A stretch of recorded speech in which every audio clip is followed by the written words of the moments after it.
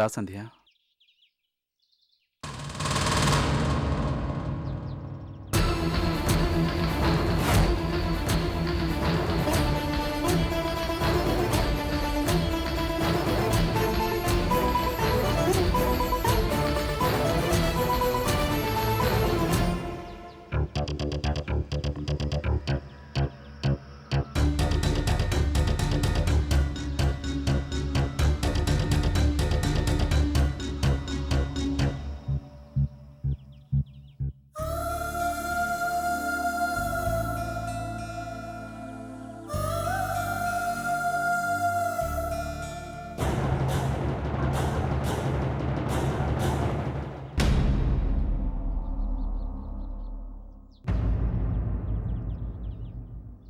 ఏంటి సంధ్య ఆలోచిస్తున్నావు? Door open చెయ్యి.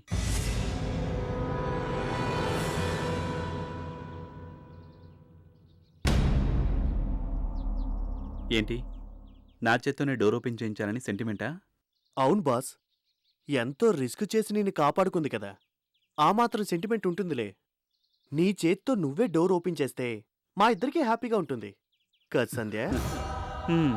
ఇన్నాళ్ళు సంధ్య ఒక్కదానికి అనుకునేవాడిని. ఇప్పుడు నీకు పట్టిందన్నమాట సెంటిమెంట్ పిచ్చి. బాసు, సెంటిమెంట్ అనేది పిచ్చిది కాదు, ప్రేమ కదా సంధ్య? ఓకే, మీ సెంటిమెంట్ నేనెందుకు కాదనాలి? డోర్ ఓపెన్ చేస్తే చాలా, లోపలికి అడుగు పెట్టాక హారతి పట్టే ప్రోగ్రాం ఏదన్నా ఉందా? ముందు డోర్ తీస్తేనే కదా బాస్ నెక్స్ట్ ప్రోగ్రామ్ ఏంటో తెలిసేది. అంతేనా సంధ్య? అయితే ఓకే.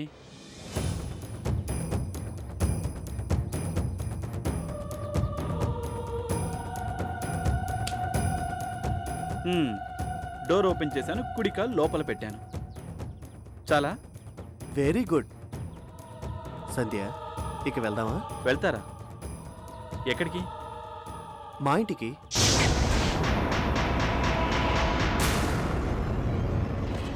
మోహన్, కరెక్ట్ బాస్, నువ్వు కరెక్ట్గానే విన్నావు.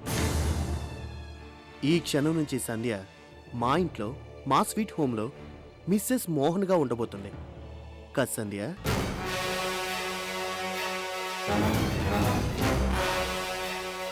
ఏంటి బాస్, అర్థం కావట్లేదు కదూ? అంతా కన్ఫ్యూషన్గా ఉంది కదూ? ఓకే, నీకు అర్థమయ్యేలా నేను చెప్తాను. సంధ్య నేను ఓ అగ్రిమెంట్కి వచ్చాను.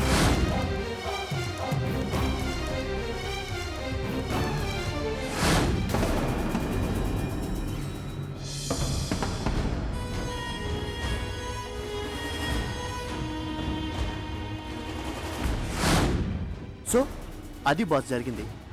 అగ్రిమెంట్ ప్రకారం నిన్ను నేను సేవ్ చేశాను. మరి సంధ్య నన్ను ఫాలో అవ్వాలి కదా.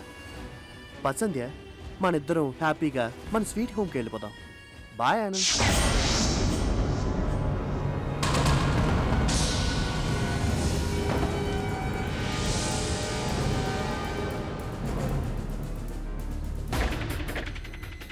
పద.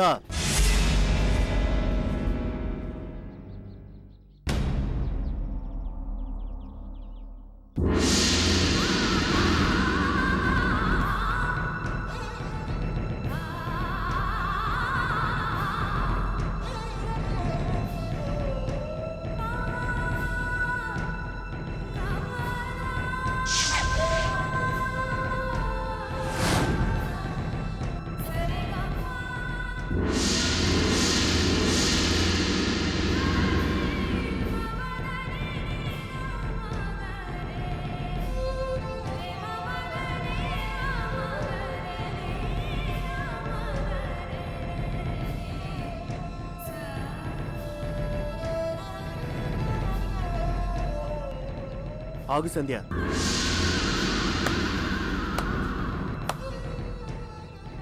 సెంటిమెంట్ అనేది గ్రేట్, సూపర్. ఈ తాళి పట్టుకున్న విలువ గ్రేట్, వండర్ఫుల్. నీ తాళిబొట్టుని శాసించే హక్కు ఆఫ్టర్ ఆల్ ఈ స్టాంప్ పేపర్స్కి లేవు. నెవర్.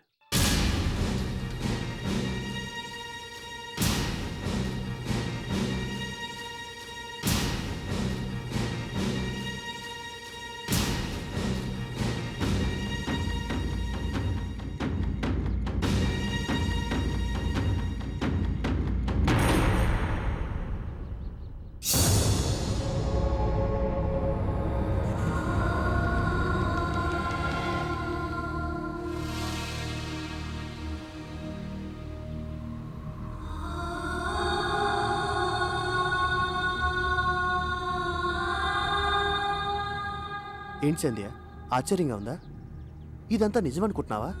నో, జస్ట్ నీకు నీ భర్త మీద ఎంత ప్రేమ ఉందో తెలుసుకోవడానికి ఆడిన ఓ చిన్న నాటకం. నాటకమా? కాక నిజంగానే నిన్ను నా ప్రాణ స్నేహితుడి నుంచి దూరం చేస్తాననుకున్నావా? Mohan, yes boss. సంజయ్ మనసులో నీ మీద ఎంత ప్రేమ ఉందో, ఎంత అనురాగం ఉందో తెలుసుకోవడానికే ఇదంతా చేశాను. తన కన్నీళ్లు చూశాక ఇన్నాళ్ళ తర్వాత ఇప్పుడు చెప్తున్నాను బాస్, సంధ్య మనసులో ఉన్నది నువ్వే.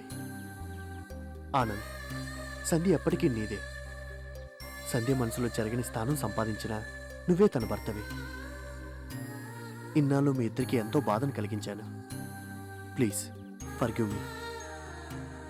మీరిద్దరూ కలకాలం సంతోషంగా ఉండాలి, ఆనందంగా ఉండాలి. ఇదే నా కోరిక. బాయ్.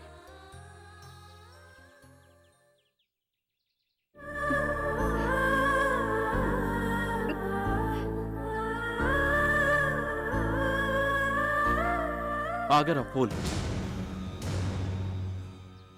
నా ప్రాణాలు కాపాడి మా జీవితాల్ని నిలబెట్టిన నువ్వు ఎక్కడికి వెళ్తావు? నువ్వు వెళ్తానన్నా నేను వెళ్ళనిస్తాననుకున్నావా? ఆనంద్ ప్లీజ్ నన్ను వెళ్ళనివ్వు. మోహన్, ఇంకొక మాట మాట్లాడితే మన ఫ్రెండ్షిప్ మీద ఒట్టే. ఆనంద్ నా మాట విను. వినను. ఇప్పుడే కాదు, ఎప్పుడు వినను. నువ్వు నా ప్రాణ స్నేహితుడు మాత్రమే కాదు, నాకు ప్రాణమిచ్చిన స్నేహితుడివి. నిన్నంత తేలిక ఎలా వదులుకుంటాననుకున్నావురా?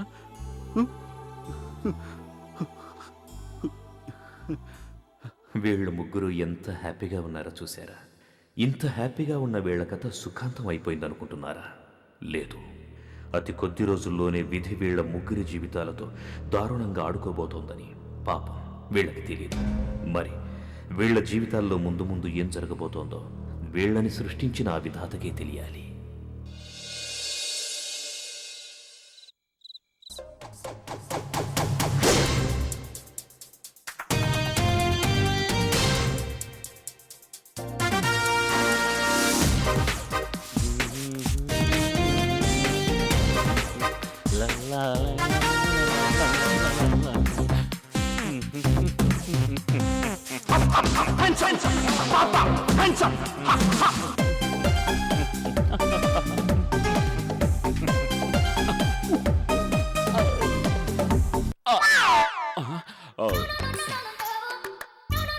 ఏంటి పూల రంగులా తయారవుతున్నావు? అంటే ఛాయా, మరే మరే ఏంటి మరే?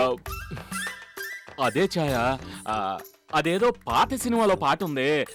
మబ్బులు తొలగెను లే లే లే, మనసులు కలిసెను లే లే లే అన్నట్టు. సుత్తి కొట్టకుండా సూటిగా మాట్లాడలేవా? ఎందుకమ్మా ఊరికి అలా కోపడతావు? ఇవాళ ఎంత మంచి రోజు, ఎంత గొప్ప రోజు. నిజంగా హ్యాపీ డే. నీ ఫ్రెండ్ అదే సంజయ్కి టెన్షన్స్ అన్నీ తొలగిపోయిన రోజు, ఆనంద్కి శిక్ష తప్పిన రోజు, నిర్దోషని కోర్టు విడుదల చేసిన రోజు, వాళ్ళిద్దరూ మళ్ళీ సంతోషంగా ఇంటికి చేరుకున్న రోజు, కష్టాలు కన్నీళ్లు అన్నీ కరిగిపోయిన రోజు, సంజయ్ జీవితంలో మళ్ళీ వసంతం చిగురించిన రోజు. అయితే ఏంటి? అంటే వాళ్ళకే కాదు మనకి కూడా నిజంగా సంతోషించదగిన రోజు కదా. అందుకని మనం కూడా హ్యాపీగా మల్లెపూల ప్రోగ్రాం పెట్టుకుందామని.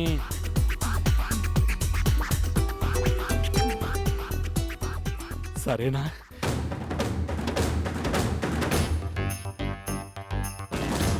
నాకు తెలుసు మా ఛాయ బంగారం అని, అందుకే 1 కాదు 2 గజాల మల్లెపూలు ఆల్రెడీ కొనిపెట్టాను. ఉండు తెస్తాను.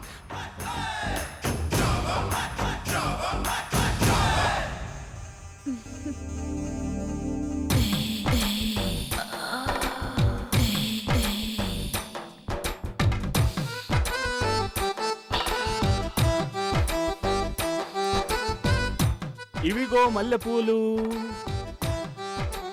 ఎంత గుమగుమలాడిపోతున్నాయో.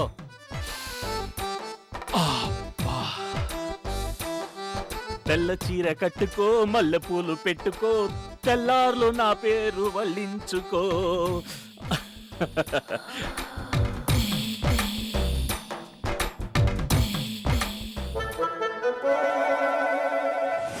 అయ్యగారితో నీకేంటి పని? ఈ గంపని ఎత్తుకెళ్తూ 4 వీధులు తిరిగి గొంతు నెప్పేటలా అరుస్తూ ఇక్కడికి వస్తానా? అయ్యగారు నవ్వుతూ ఏవో 4 ముచ్చట్లు చెప్తే ఆ శమంతా ఉప్పును ఉదేసినట్టు ఎగిరిపోద్ది.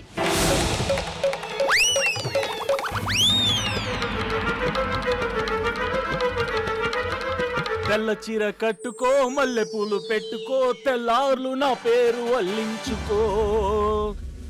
ఇదే మొదటి రాత్రి, ఇదే మొదటి రాత్రి. తెల్ల చీర నీ మొహానికి మల్లెపూలు.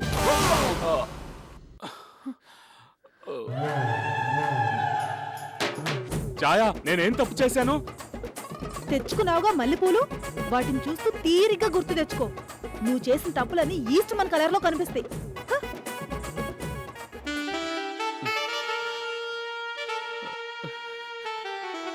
ఏంటో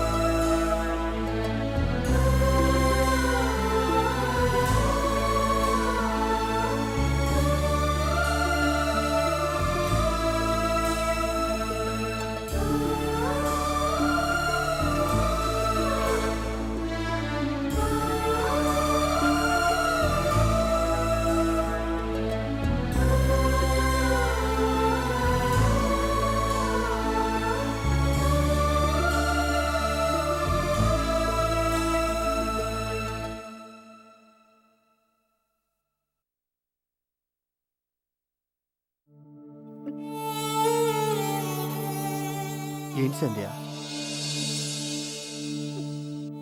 ఏమైంది? ఇప్పుడు అంతా హ్యాపీనే కదా?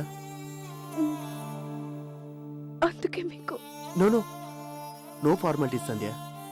ఇప్పుడు నువ్వు నా ఫ్రెండ్వి, ఫ్రెండ్ మాత్రమే. ఫ్రెండ్స్ మధ్య no sorries, no thanks, okay? Mohan, నేను మిమ్మల్ని చాలా అపార్థం చేసుకున్నాను. ఎన్నోసార్లు అనుమానించి అవమానించాను. అయినా మీరు ఆనంద్కి సేవ చేశారు. అందుకో టన్ను థ్యాంక్స్, ఇంకో టన్ను సారీస్, అంతేనా? చూడు సంధ్య, స్నేహం ఉన్న చోట నమ్మకం ఉంటుంది, నమ్మకం ఉన్న చోట బాధ్యత ఉంటుంది. ఆనందని కాపాడడం నా బాధ్యత అనుకున్నాను. That's all. మిమ్మల్ని ఓ మాట అడగనా? ఒకటేంటి, 100 అడుగు. But no sorries, no thanks. మరి స్వామినాయుడు హత్య జరిగిన రాత్రి మీరెక్కడున్నారు?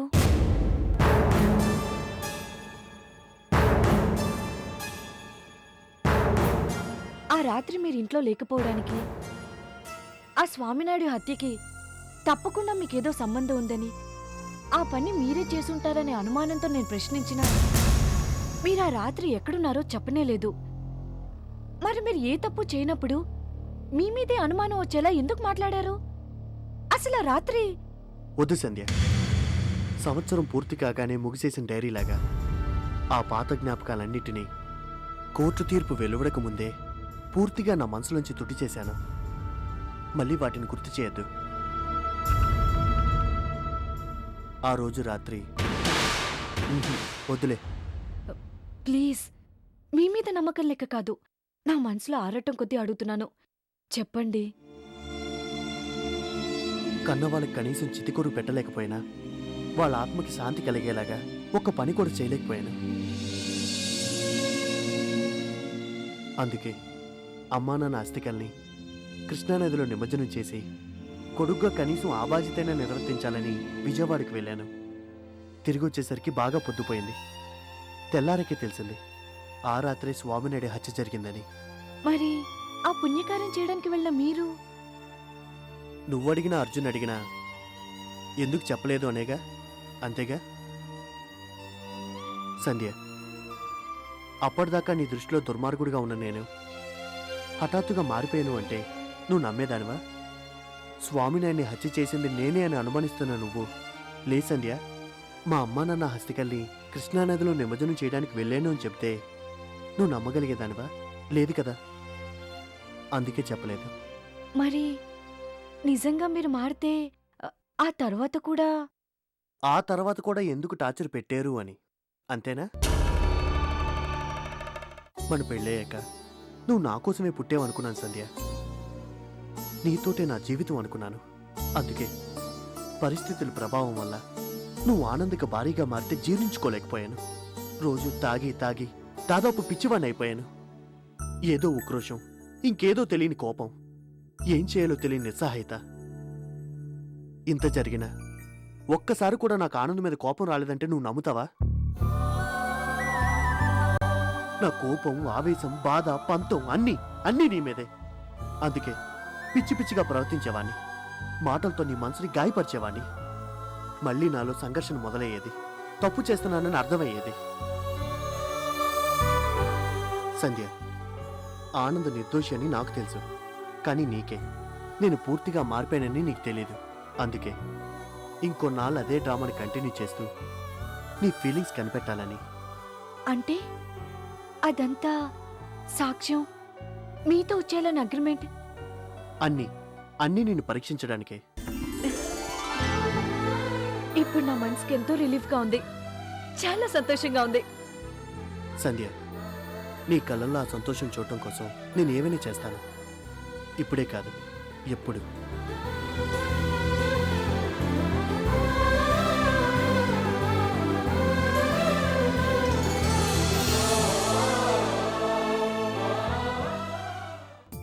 Okay mister Sridhar, you don't worry. No no no, not at all problem. ఇప్పుడు మా కంపెనీలో ఎలాంటి ప్రాబ్లమ్స్ లేవు. ష్యూర్, మీరెంత సరుకు కావాలని ఆర్డర్ చేసినా we can supply. Thank you. Please send you order. Okay, you most welcome. Bye. నమస్తే రమ్య గారు. నమస్తే sir. What a surprise. Chamber of commerce secretary గారు నా ఛాంబర్కి. ప్లీజ్. థ్యాంక్ యూ రమ్య గారు. నేను ఇక్కడికి ఛాంబర్ సెక్రటరీగా రాలేదు. రేపు మా ఇంట్లో జరిగే ఫంక్షన్కి మిమ్మల్ని స్పెషల్గా ఇన్వైట్ చేయడానికి వచ్చాను. ఫంక్షనా? ఏం ఫంక్షన్? రేపు మా ఇంట్లో ధనలక్ష్మి పూజ చేస్తున్నాం. మన ఛాంబర్ కొలిక్స్ అందరినీ పిలుస్తున్నాను, మీరు కూడా తప్పకుండా రావాలి. ష్యూర్, కానీ మీరు ఈ విషయాన్ని ఫోన్లోనే చెప్పొచ్చు కదా సార్. ఇంత దూరం పని కట్టుకుని. రమ్య గారు, మన ఛాంబర్ మీటింగ్స్, ఆ ఫార్మాలిటీస్ వేరు, ఇంట్లో జరిగే ఫంక్షన్స్, ఈ పిలుపులు వేరు. మన వాళ్ళు అనుకున్నప్పుడు పర్సనల్గా వచ్చి ఇన్వైట్ చేయటమే కదా మన సంప్రదాయం. మీ అభిమానానికి థ్యాంక్స్. తప్పకుండా వస్తారు కదూ. ఇంపార్టెంట్ పని ఉంది, రాలేకపోయాను, సారీ అంటే మాత్రం ఒప్పుకోను. తప్పకుండా వస్తాను సార్. పూజకు అటెండ్ అయినట్టు ఉంటుంది, మీ మేడం గారిని చూసినట్టు ఉంటుంది. వస్తాను మేడం. నమస్తే. నమస్తే.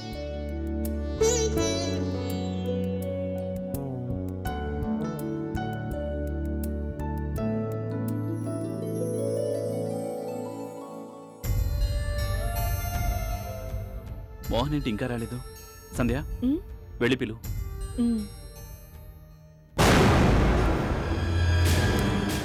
అసలు మొగుడనే వాడే లేకుండా ఈ బిడ్డ ఎలా పుట్టిందో, ఎవరికి పుట్టిందో నోరు తెరిచి చెప్పమనండి. ఇప్పటి వరకు మీరు అడిగిన అన్ని ప్రశ్నలకి జవాబు తను కాదు, నేను చెప్తాను.